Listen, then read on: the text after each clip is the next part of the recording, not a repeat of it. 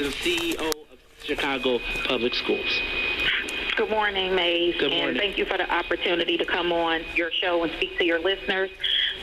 So a few things just to kick it off. Number one, I appreciate the introduction because this is a really serious matter. And, oftentimes we come on here and talk about tough things, but this is really more of a report, but also a call to action, not only for CPS, but for our community at large around this issue.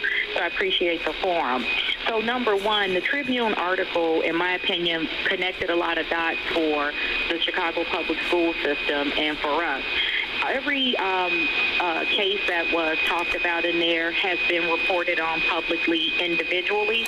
But what I saw in the Tribune report and what I know a lot of people saw is a connection of the dots on some of these things. And also it illuminated some opportunities for improvement that the district needs to make. So individually, different cases were made aware of on a variety of issues. I would say the biggest issue involving adults and students is obviously the one that's most pressing for me. And any time the district is made aware of that, our goal is to act swiftly. And so that was definitely something that came out in the case. But what is more alarming is that when that fails to happen for at least one student, it's a tragedy. And if it happens for multiple students, which the Tribune report outlined, it's an outrage. And so for me, it really shed light on a few things that I think need to happen. I think the first one is making sure that our background check is consistent and the same for everybody. So right now we have a very strong background check for our employees, teachers, security officers, individuals working directly in the building, but we had not had a centralized process for coaches and volunteers and other individuals who work in our buildings and have, access to children. So that's the first step, to streamline our background check process so that everybody's going through the same process, including local school councils. So we've already kicked that off, and we'll be getting everybody through that process over the next couple of months before the start of school. So that's step one. I think the other thing is we did hire an independent investigator to come in. Her name is Maggie Hickey, and she's a former assistant U.S. attorney and also formerly worked at the Inspector General's office at the state of Illinois, and she has a lot of experience in compliance and cases such as this.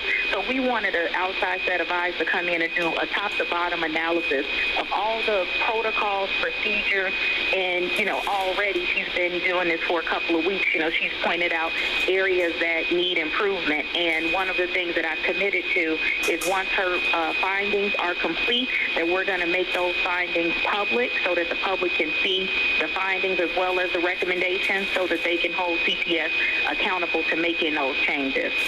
I would say we're also, in the regard with background checks, we're going to do periodic background checks on current employees, which is not a current practice in CPS. So I think all of those things will help.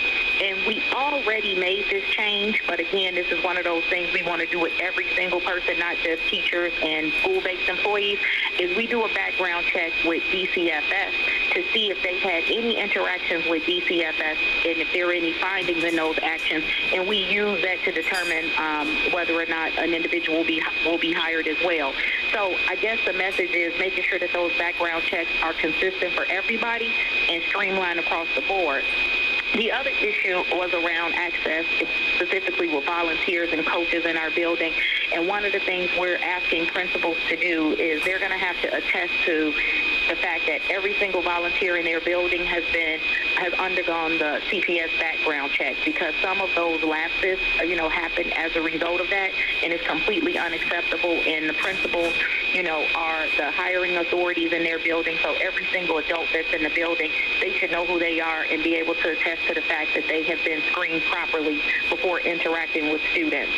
So we have a lot of things we're putting in place. We're doing mandatory training again.